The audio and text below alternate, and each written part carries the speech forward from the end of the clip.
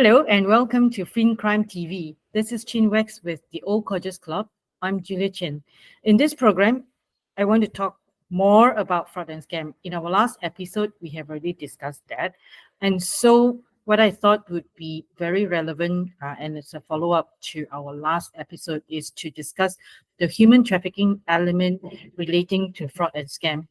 And to set some context, why I am so particularly interested in this topic is because being in Asia, we are caught in having two sides of the victims, as in being the victim of the investment scam, being the victim of the scams itself, as well as in Asia, we also have the vulnerable population where they became the victims of job scams and being trafficked into job to scam compounds to scam other people or forced to scam other people.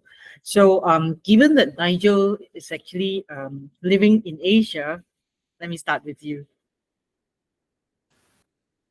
I am very aware of this, but I've no direct personal experience of it. I am aware that it is a regional problem run by large organized crime groups. Now, I do understand the prostitution routes and those. That's a very old approach. But this new sort of trafficking for the purpose of populating call centers for online frauds, that's a relatively new type of trafficking. And what we're seeing is, as you said, fake job adverts. We've had a number of cases in the region where people have gone to countries with what appear to be legitimate offers of work, and have then been kidnapped and taken to call centers where they have been held prisoner and subject to horrors if they don't perform as well as expected or at all. There have been many people who have been killed, many have been injured, some have escaped. There are a small number of groups who are non-governmental groups, private enterprise effectively, that go and unkidnap people. But it is a major problem. What we have seen in the past few weeks is, following a film produced in China designed to discourage Chinese nationals from becoming victims of this. And it has told the stories, albeit dramatized, of several thousand of these victims, which goes to show how big the problem is. And Cambodia has banned the film, Myanmar has banned the film, because these are countries where they play host to these organizations. But it's not only those that are forced. There are those who go willingly. So there have been a number of these compounds have been found, or indeed office blocks have been found in Malaysia with a similar problem. And the call center problem is a long-standing problem in Southeast Asia. We've had boiler rooms in Singapore, Malaysia, Bangkok in particular, over a period of decades. And they've sold all kinds of things like fake shares, and even land banking in the UK. So it's not, the concept is not new. What is new is the way in which the people to work in it are being harvested effectively, and then manipulated and generally not let go, often for some long time. So we've seen hundreds of people released when police have finally done something, but there are also examples that I know of, but again, I've not been directly involved in Cambodia, where raids have been notified to the operators because the local authorities, which have in some cases even rented the premises out in return for a share of the profits, that there are local officials, local policemen, and it's involved. So the problem is endemic amongst the forced labor population. The other side of it, the volunteers, they're a separate problem. But the forced labor side, the people trafficking side, it is a problem which has been around for a long time, and it shows no signs of going away. Yes, I see you nodding your head. What are your thoughts about that? Yes, I was nodding my head, not falling asleep, I promise you. this has become a double-edged sword, hasn't it? Now, because we're talking about what started regional has now become global human trafficking problem. The double-edged sword is the trafficking plus the two sets of victims, because the exploitation of those that are maybe going for jobs where they're lured through fake job ads to online scam centers and then forced to commit these scams on an industrial scale. So it's a big thing, and it really has exploded in the last 2 or 3 years. Totally agree with that. And the geographical diversity of online scam victims is now massive, which is why in our previous conversation we talked about how diverse the people are that are being scammed. So the job titles for the fake work ads have moved as well, haven't they now? Because instead of people just thinking that it's a call center job, they talk about IT stuff or security stuff and whatever. This has moved on, but what hasn't moved on, and I believe Interpol has issued a big warning about this, is about the need for cooperation across international borders. International police cooperation is needed, and I think what's also lacking is financial institution cooperation across borders. So I think that it's become a much bigger threat nowadays. I would just finish by saying that the complexity of these organized criminal gangs, they are organized criminal gangs, is highlighted certainly in the UK. Graham Barrow does an awful lot of work looking at the absolute mess that is our UK companies register, where for £12 people can register a company. And Graham Barrow does an awful lot of work on highlighting via LinkedIn and various other and his own company, how many companies are being set up without the full information. And I think it was only last week, or so maybe last month, over 150 companies were registered into the UK Companies House, which is the official business registry for the UK. All of them have been used to defraud victims, not only in the UK, but the USA, Canada, Turkey, Germany, Poland, Europe alone, that they found. And one of the comments that comes back is that people are, especially with the crypto scams and the investment scams, are saying it's a UK regulated company, it's putting a good face on it. So you can see how this is developing further and further out in terms of the two sides of the victims, the two types of victims within this, plus the lack of cooperation amongst international forces, police forces, and financial institutions across the world. It's that mask that they wear, and it's not a regional crime trend anymore. I think it's a global crime trend. Julia. Yeah, that's when you were talking about that, I realized that, and I was reflecting on my previous job, is where I noticed that our company was onboarding a lot of call centers in Eastern Europe. So this made me realize that this could potentially be even scam centers.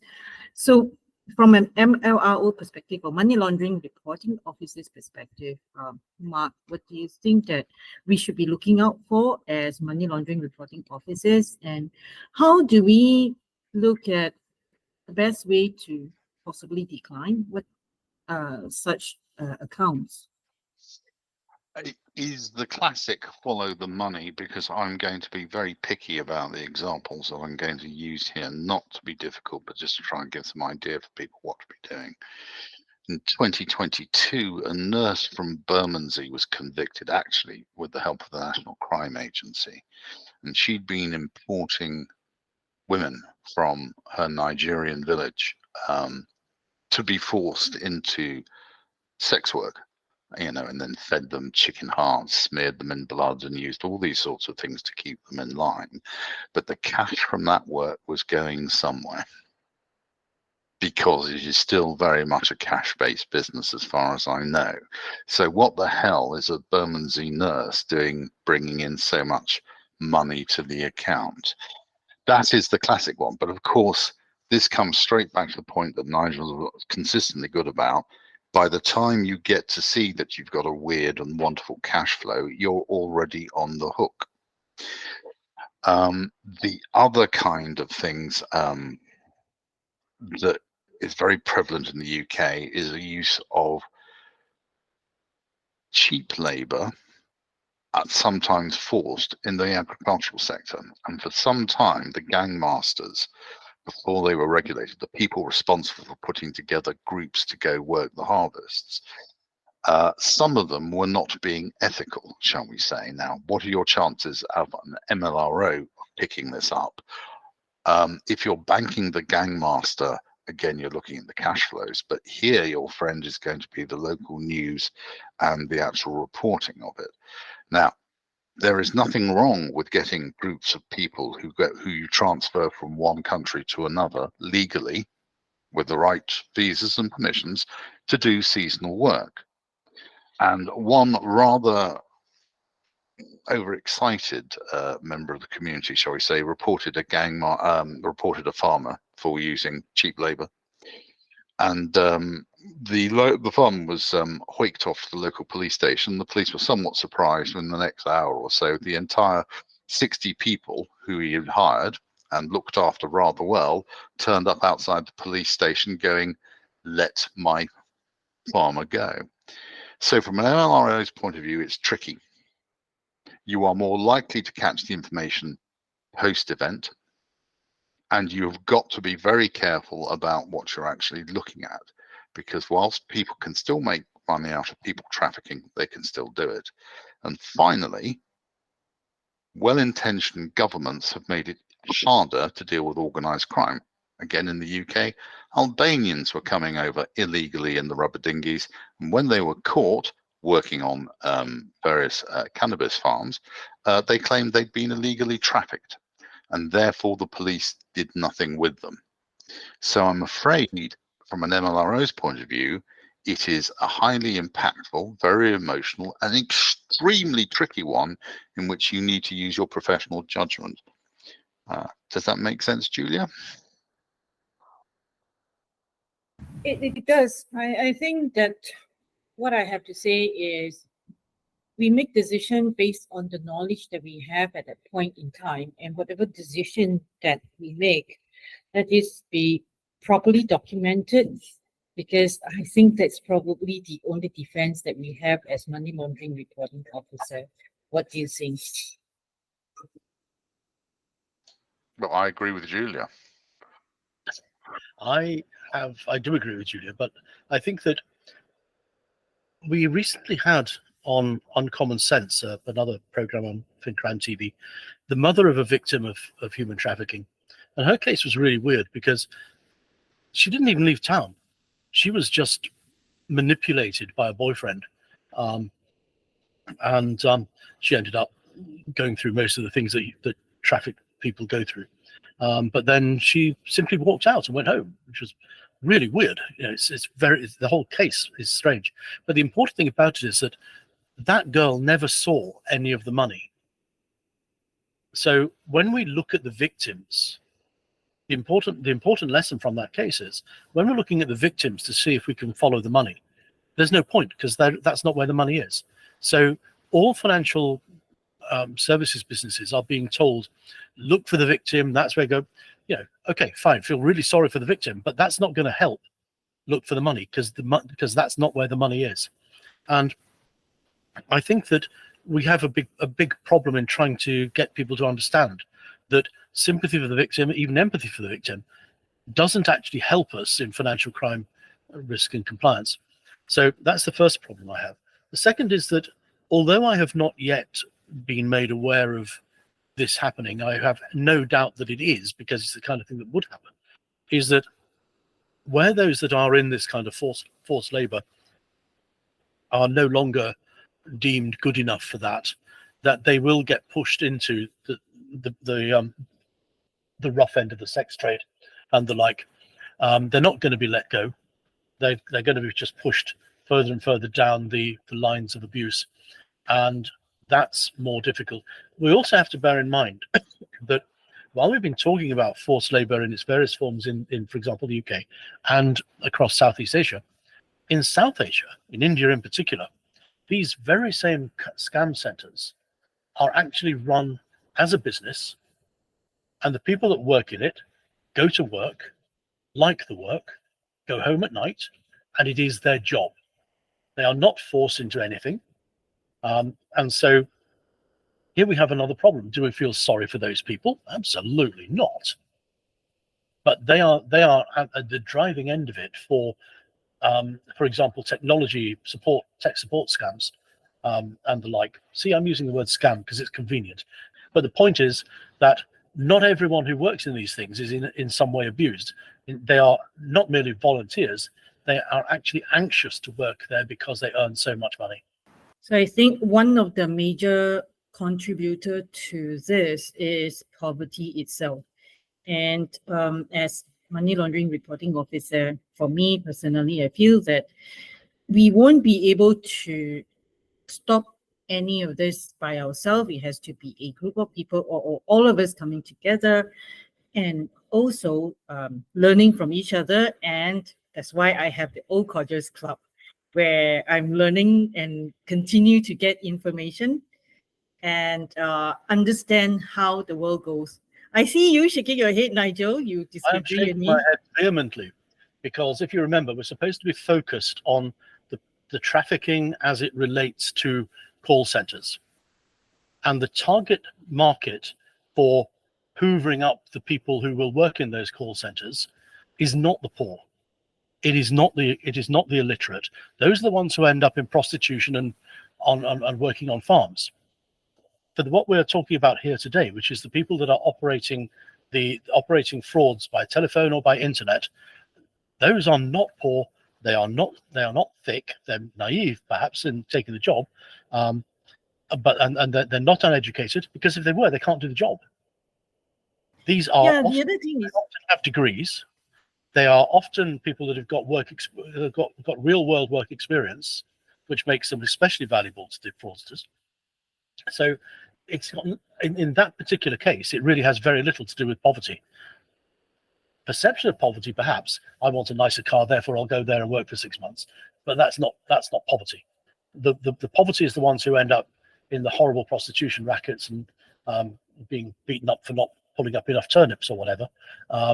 But this industry is not looking for poor people to work in it. so maybe it's not poverty, but because, in some countries there are lack of jobs. In fact, the lack of job is everywhere. And so people get desperate. And when a job offer comes in, when it's too good to be true, they didn't think about it. That's definitely the case, but that's not the same as poverty. Got it. So my lesson for today is that continue to follow OCC, because I learned as much along the way. I hope everybody does as well. Thank you.